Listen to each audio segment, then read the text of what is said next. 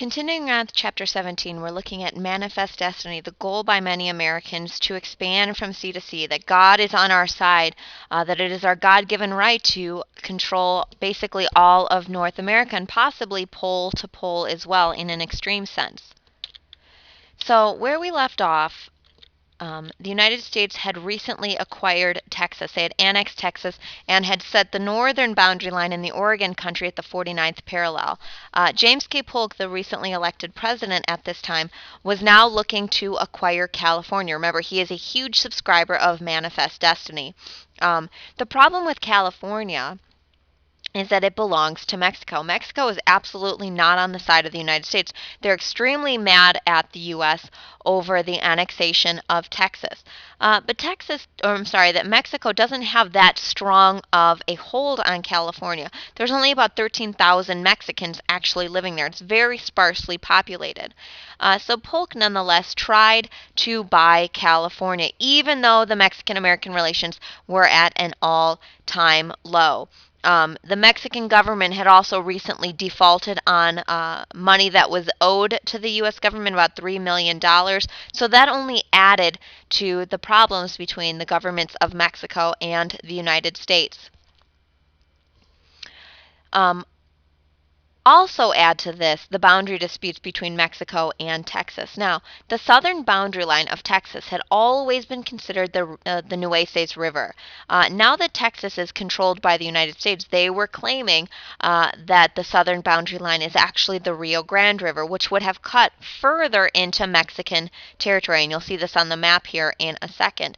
So this is just adding fuel to the fire. Mexico is extremely mad at the United States for annexing Texas to begin with, and now the fact that they are claiming even more of Mexican land is only angering them to no end.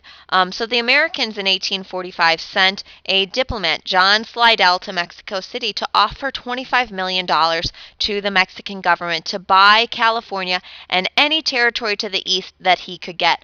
Mexico refused to even listen to John Slidell. They refused to even meet with him, which is a huge slap in the face from a diplomat's perspective.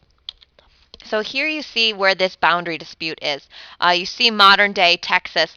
The Nueces had always been considered the southern boundary when Texas had been owned by Mexico. But now that this is a state in the United States, they were now claiming the boundary line further south down here at the Rio Grande, which would have given them a whole lot more territory. So it's, really adding fuel to the fire between the United States and Mexico.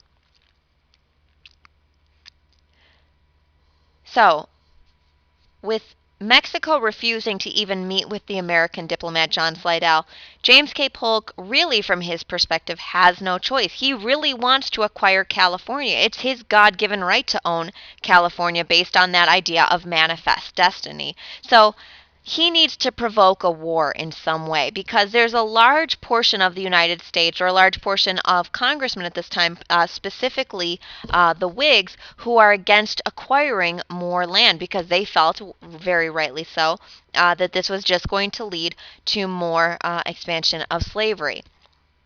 So, after the refusal of the American diplomat, James K. Polk ordered General Zachary Taylor to march south of the Nueces River and go right up to the Rio Grande. So he is now stationed his troops in that disputed territory. And obviously he's hoping that Mexico will attack so that he can have justification to go to war with Mexico. And that's exactly what happened on April 25th, 1846.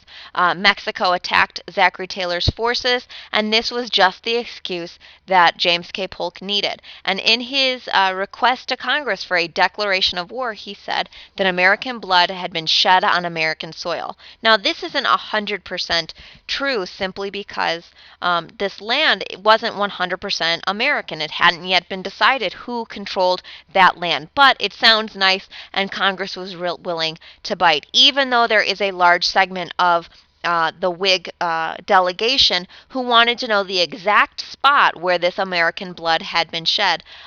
Abraham Lincoln, who was at this time a Whig congressman, proposed this spot resolution, asking for the exact spot because he was not willing to vote for war if it meant that going to war because of this disputed territory. But nonetheless, America declared war on Mexico, and thus the Mexican-American War began. Now, to start with, James K. Polk was looking for an easy way to get in, get out, and acquire the land that he so desired from Mexico. And so he made a deal with the recently exiled dictator of Mexico, Santa Anna, proposing to get Santa Anna back into Mexico, to give him aid to get him back into Mexico, thus take back control of the government. And should the United States help Santa Anna, he would then turn around and make a quick peace treaty, which of course Santa Anna agreed to. However, once this actually occurred, Santa Anna double-crossed the United States and instead rallied the Mexican army to his cause to defeat the Americans. So that was a bust. Now, for a couple of military campaigns outside of Mexico itself, we see two major campaigns. The first one being led by the American general Stephen Kearny. Stephen Kearny in 1846 led about 1,700 American troops down the Santa Fe Trail, capturing Mexican territory from Fort Leavenworth all the way down to Santa Fe, New Mexico. So this is one step in securing a victory in the Mexican-American War. We also see in California, Captain John C. Fremont, once again, this is an American, aided by a hodgepodge group of American naval officers, Americans living in California, etc., declare that California was now an independent country, the California Bear Flag Republic, which they said they were independent for 1 month. The reality was they were looking to be controlled by the United States. But this is another major victory for the American cause by separating California from the government of Mexico. The final mission, obviously, is going to be focusing on Mexico itself, attacking Mexico and gaining control of Mexico City. Now, Zachary Taylor, after being, quote-unquote, attacked on American soil, leads his troops towards Buena Vista, which is in Mexico, in February of 1847, pushing the Mexicans under the leadership of Santa Anna back. He is considered the hero of Buena Vista for achieving control over Buena Vista. This is really a staging ground for the final battle, the attack on Mexico City itself. And this final mission was given to the American general Winfield Scott to attack Mexico City proper.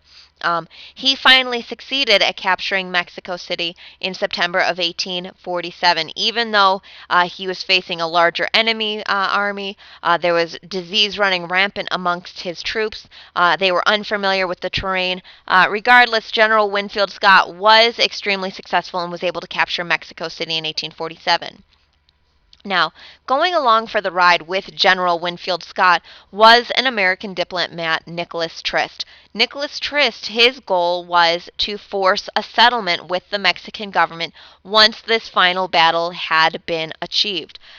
Nicholas Trist, though, had to negotiate this treaty extremely quickly because there were problems brewing back in Washington between the Democrats, who were very much in favor of this war, and a group of Whigs who they called Mexican Whigs or conscious Whigs, who were very much against this war. These conscious Whigs, or these Mexican Whigs, had started saying that they would cut off money and supplies to the U.S. military because they felt that this war was all about expanding slavery, which they were very much against, because this is the anti-slavery wing of the Whig Party, including Abraham Lincoln. So, the treaty that finally ended this war, the Treaty of Guadalupe Hidalgo, had some very important pros and some very bad cons when it came time for this treaty to be ratified by the Senate. First and foremost, 13,000 Americans died in the Mexican-American War. Now, this isn't a lot compared to other wars, and the fact that they mostly died from disease also adds to the fact that there's not a heavy loss from the Mexican-American War. But what the United States did achieve out of the Mexican-American War was the Mexican cession. This is the tract of land that the United States acquired through that Treaty of Guadalupe Hidalgo, and it increased the United States by a third. It is larger than the Louisiana Purchase, and basically the U.S. acquired half of Mexico in this war. they also had to pay for this land to the government of Mexico, but they ended up only paying about $15 million, and forgave that $3 million worth of debt that was owed to the U.S. government. So we got a pretty good deal for this Mexican cession. We also received a lot of military experience during the Mexican-American War, and the major generals that are coming in the Civil War also received military experience during this war. Both Lee and Grant fought during the Mexican-American War, and West Point proved its usefulness by having trained officers during the Mexican-American War. On the negative side, though, this absolutely created a bad image of the United States in the eyes of Mexico and Latin America, because we were now seen as land hungry and greedy, which isn't that untrue, and this is going to lead to problems in the future with these countries, this bad image. And last but not least, the major con that comes out of the Mexican-American War is the issue involving slavery and the issue over whether or not slavery should be expanded into the territories. This is going to be the lead up into the Civil War, obviously. And in 1846, a congressman from Pennsylvania, David Wilmot, actually proposed this bill, the Wilmot Proviso. This didn't pass, but it shows the controversy over whether or not slavery should expand into the territories. David Wilmot proposed that any territory that was taken from Mexico would never allow slavery in it. Now, this did not pass because obviously pro-slavery advocates in the Senate would never allow this to pass, but it shows you the controversy that is brewing between pro-slavery and anti-slavery advocates, especially when it comes into the expansion of slavery westward, which is going to be the focus leading up into the Civil War. Here you see the territory that was achieved during the Mexican-American War. Many, many states carved out of it, and a huge land grab for the U.S., this Mexican cession in red. And that is Chapter 17.